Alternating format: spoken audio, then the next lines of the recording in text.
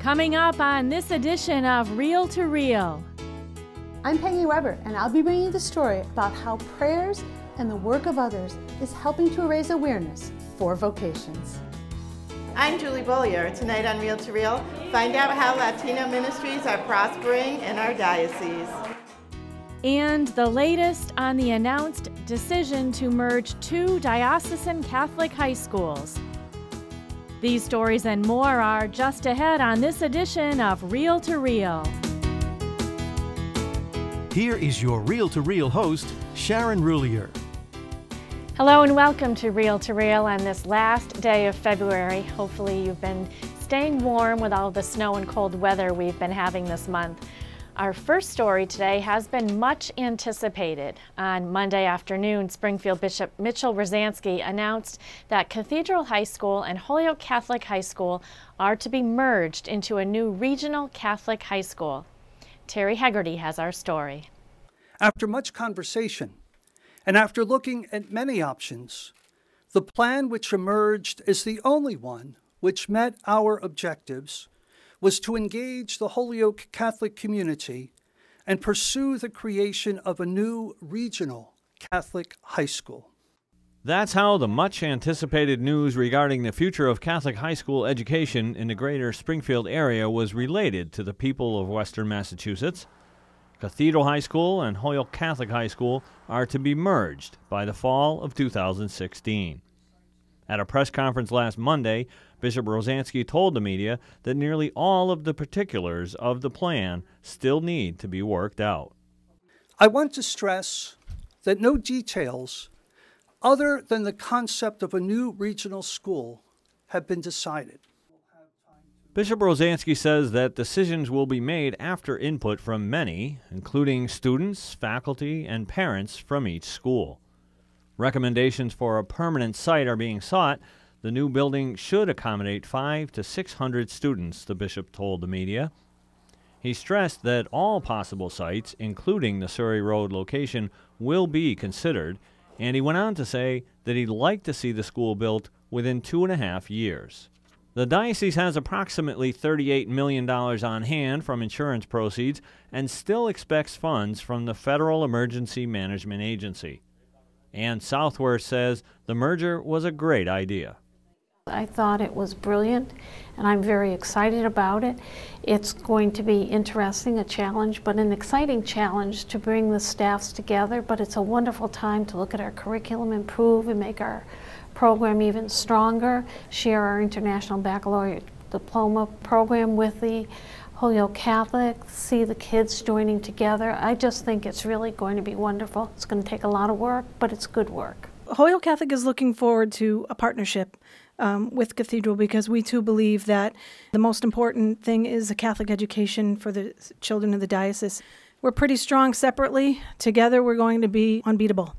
Enrollment at Holyoke Catholic stands at approximately 250, while Cathedral has just under 220 students.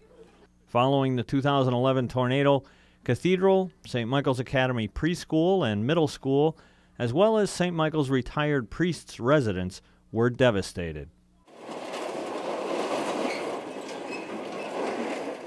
While the structures here on Surrey Road are still in the process of being torn down, the demolition may make way for a new high school here, but that is far from settled at this stage. It's just as likely that the new school may be sited at a different location. Paul Gagliarducci, a longtime educator, will chair the new Catholic Secondary Education Initiative. He has served as superintendent in 2 local communities and overseen the building of new schools there. Today's standards, we ought to have a very active research center with computers and up-to-date library, media, all of those kind of technology things. An adequate amount of classroom space, and the space ought to be flexible space. The building needs to be secure, but it also has to be on a site that can support as much athletic facilities as possible. The announcement came after months of analysis and input from many Cathedral stakeholder groups. Monsignor Bonzani, who facilitated the meetings, says it was a major accomplishment to have so many come to a consensus. People came to help Bishop make the best decision he could make. There was a purpose kind of in the room.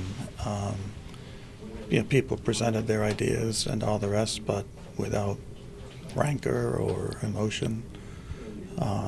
And as we went through the day, it very quickly became apparent that merger was the way to go.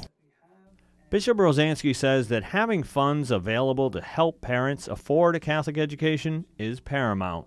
The key to Catholic education today is to have a solid endowment.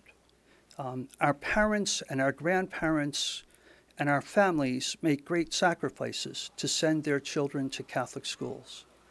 And if we have an endowment that says the whole church is interested in Catholic education, we're all interested in bringing up future generations of Catholics, endowment is key. And Bishop Rosansky says all of the decisions need to be made with one question in mind. What will serve our students and their families best as we go forward? That's why I believe in taking the time that we have in order to do all these studies. We want to get this right. We want to get this right for our students, and we want to get this right for our Church of Springfield. Cathedral will continue to operate out of the former Memorial School in Wilbraham for the 2015-2016 academic year, while Holyoke Catholic will continue at its Chicopee facility over that same period. There are a great many considerations the diocese must take into account as they seek a permanent home for the new school. As far as a temporary location, many sites are being considered, but it may just as likely end up being right here at the current home of Holyoke Catholic High School in Chicopee. Reporting for Reel to Reel, this is Terry Hegarty. And following this announcement, Bishop Rosansky paid a visit to both high schools where he spoke to the respective student bodies and answered their questions. We have a story on those visits, as well as a story on Dr. Paul Gagliarducci on our news and information website, iobserve.org. Stay up to date with the one accurate source on this news and all the news impacting the Catholic Church, iobserve.org. It is said that the work of encouraging vocations is everyone's job. Reporter Peggy Weber tells us how a local prayer group is doing its job in helping to nurture vocations to the priesthood, diaconate, and consecrated life. Take this, all of you, and eat of it. The work of vocations is a true team effort, according to Father Gary Daly, Director of Vocations for the Diocese of Springfield. It's his job, but not his alone. I think one of the dangers in many dioceses, and we talk about this as vocation directors, is that many bishops and many priests will see the vocation director as the sole person with regard to vocations. However, in Western Mass, Father Gary has a lot of help, including a vocations team.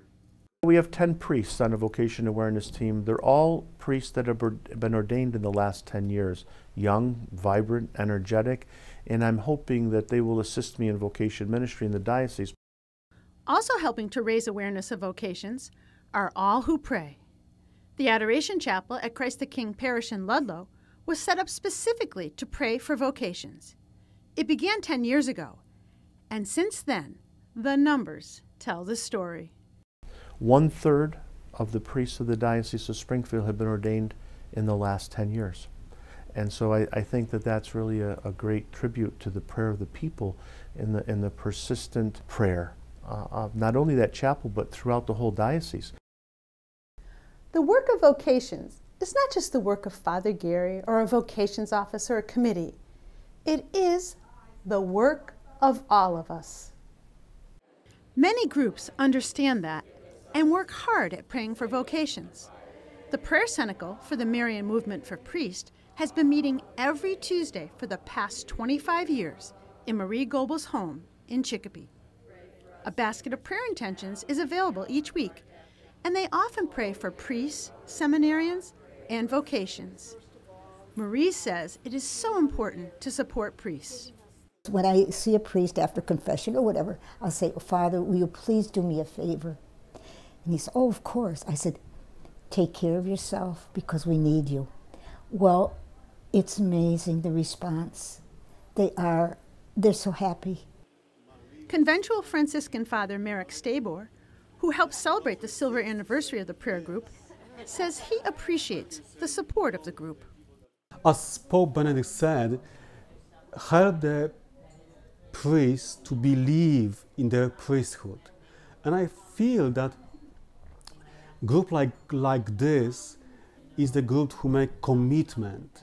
Not only say, I will pray for you, Father, but they really mean what they say. When I was at the Catholic University of America, sometimes I was receiving a little card from Marie and the group saying, we spent an hour of adoration for your intention. And I felt, wow, I know why I get all this energy.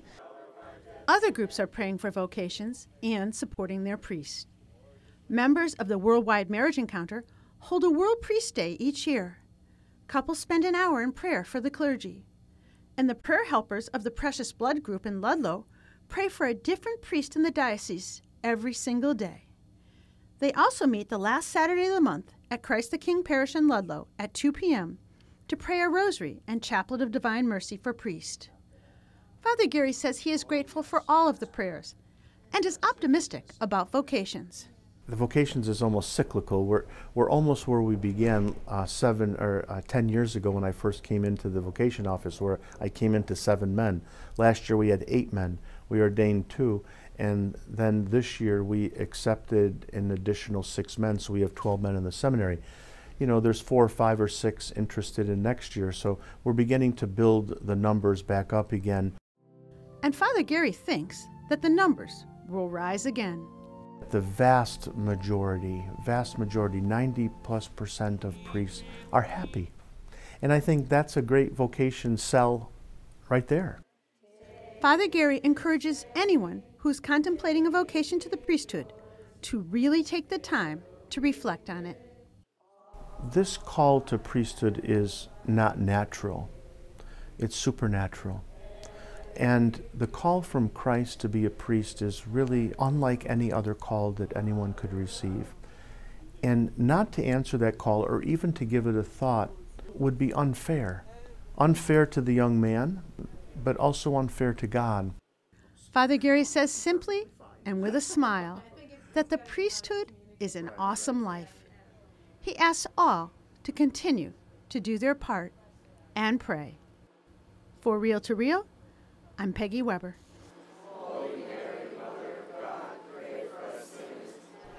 And for more information about priesthood or religious life, you can go to diospringfield.org and click on the vocations link. And the diocese anticipates the priestly ordination of the Reverend Mr. Ryan Sliwa on June 6th. Still to come on Reel to Reel, Dan Dumas has the latest news from the Diocese of Springfield and beyond.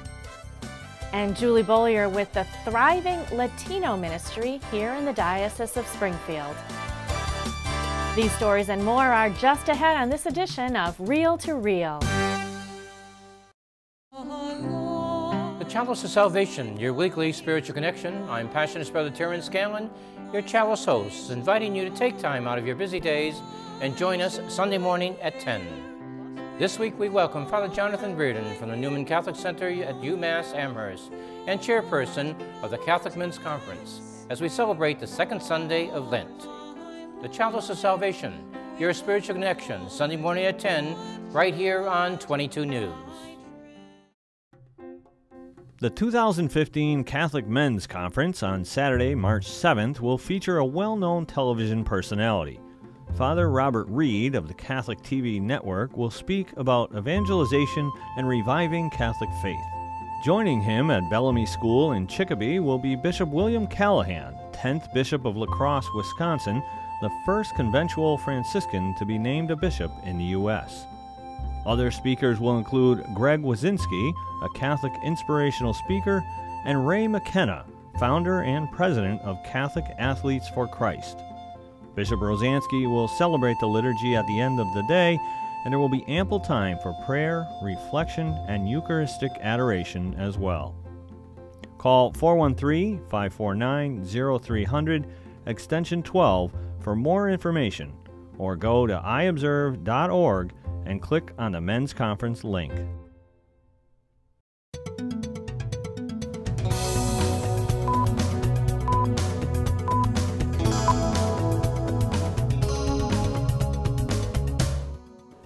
I'm Dan Dumas with your Reel to Reel news brief. The 2015 Annual Catholic Appeal is well underway. Held each year to coincide with Lent, the annual appeal helps to raise valuable funds for local ministries and human service agencies, as well as help to fund this program. As of this past week, the 2015 campaign was off to a strong start with almost $1 million raised by some 6,400 donors. Donations can be made at any time in local Catholic parishes or online at iobserve.org. In other news, you've seen her artistry on the pages of the Catholic Mirror, and now North Adams photographer Jillian Jones has branched out into the book publishing world. Rebecca Drake reports. Her face may not be familiar, but many in Western Massachusetts would recognize the photography of North Adams resident Jillian Jones, now on display in a newly published children's book, B is for Berkshires. The longtime chief photographer for the North Adams Transcript, presently on staff at the Berkshire Eagle, Jillian also has been a freelance photographer for Catholic Communications publications, most recently the Catholic Mirror magazine. Jillian has teamed up with children's author Joan Duras for B is for Berkshires, an alphabet book that features playful verses for young children and informative text for older readers, illustrated by photographs of Berkshire County subjects and scenery. With a publication date of March 15th, the official book launch event will be held on Saturday, March 28th from 4 to 6 p.m. at the Parlor Cafe in North Adams. To pre-order the book, click on the link on our news website, iobserve.org. Finally, are you looking for something to warm up a cold winter's night? Well, you can catch the Theater Guild of Hamden's production of Follies this March. You'll even get to see some familiar faces from Reel to Reel. Reporter Julie Bollier has the preview for us.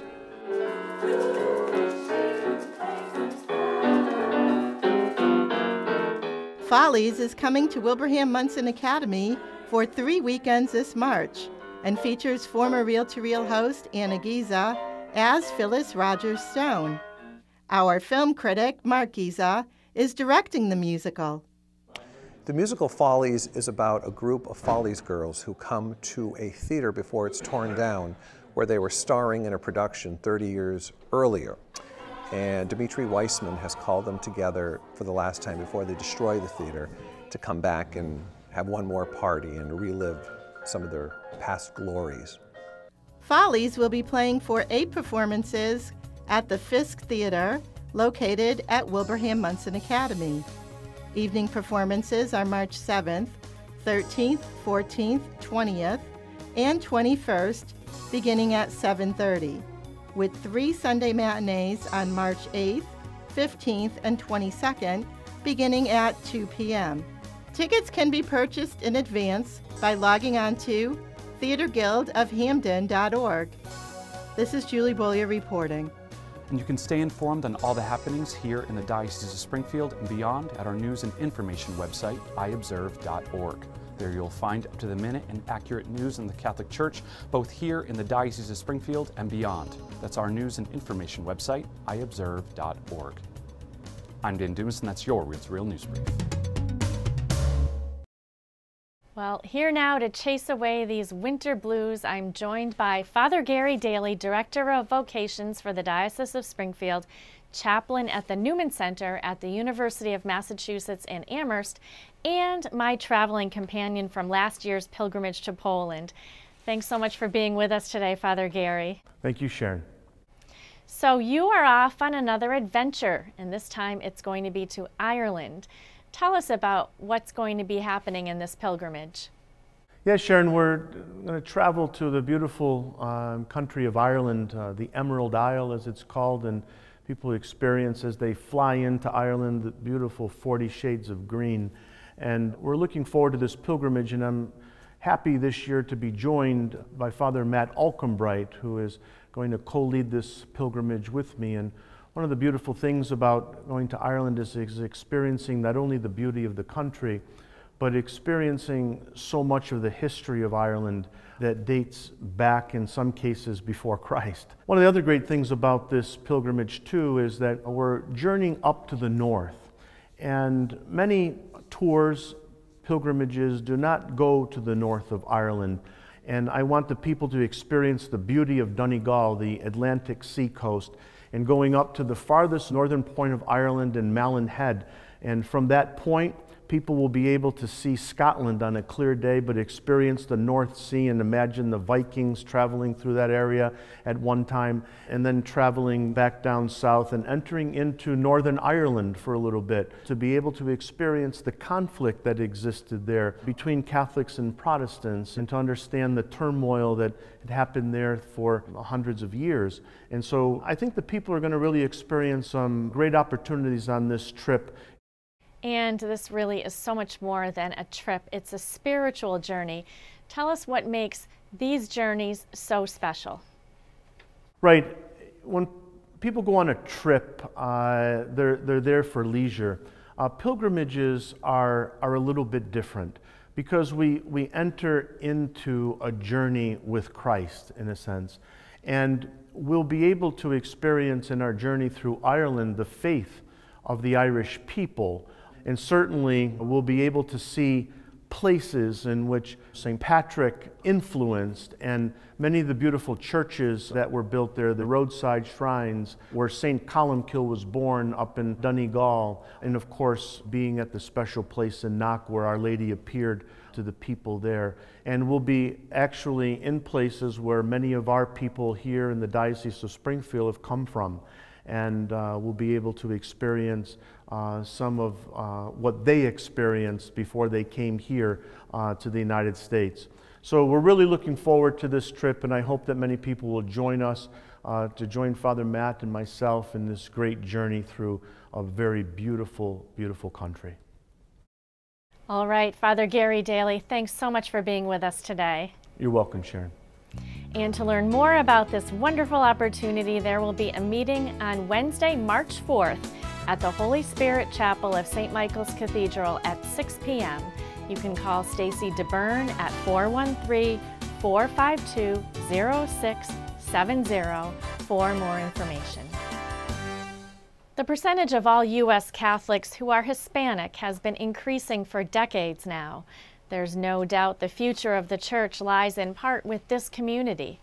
A recent study of Catholic parishes with Hispanic ministries from Boston College and CARA reports that Latinos made up about 1/4 of U.S. Catholics in the 1980s and are now about 40% of the Catholic population today. Latino ministries, funded in part by the annual Catholic Appeal, are thriving in the Diocese of Springfield.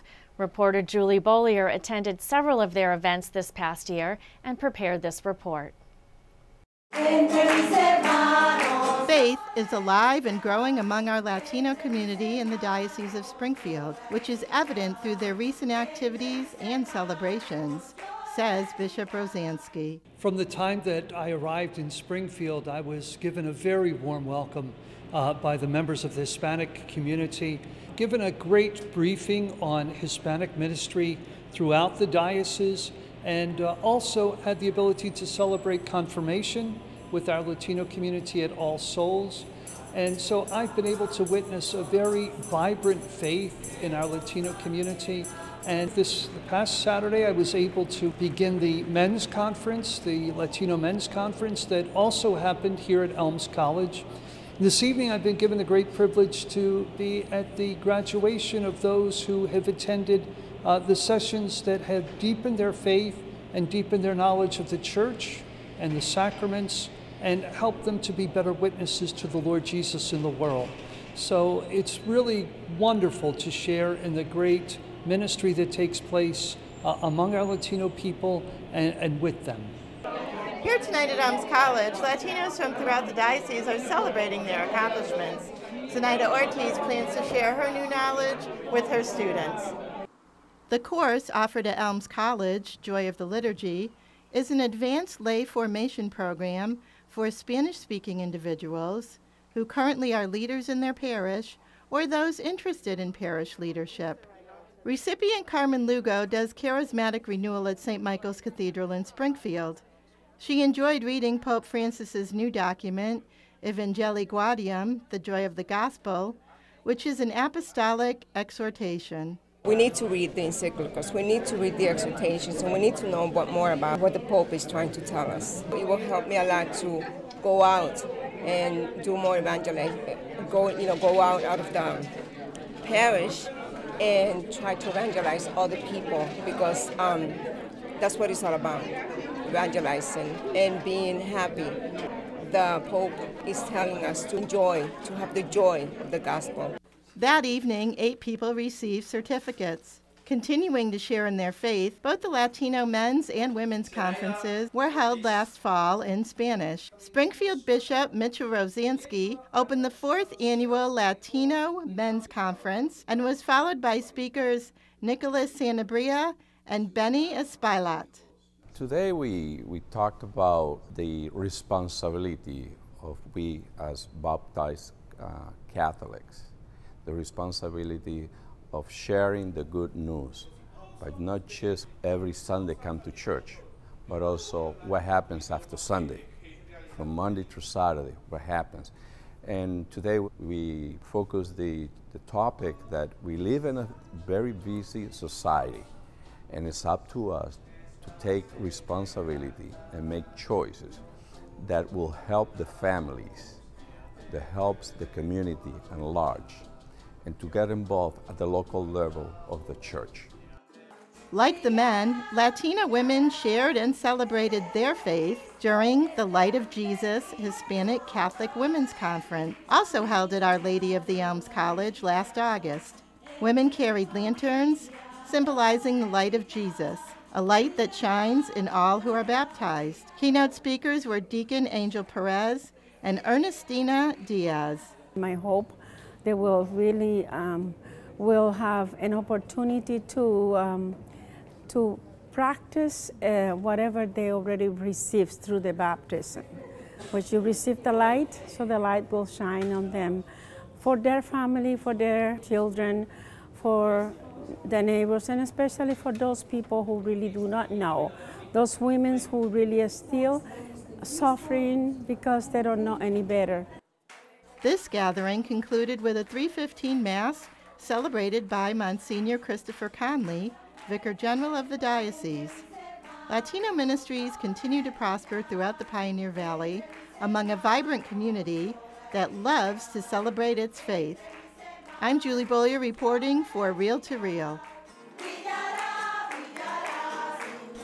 For more information on Latino ministries, you can contact Andres Lopez at a.lopez@diospringfield.org or by dialing 413-452-0638.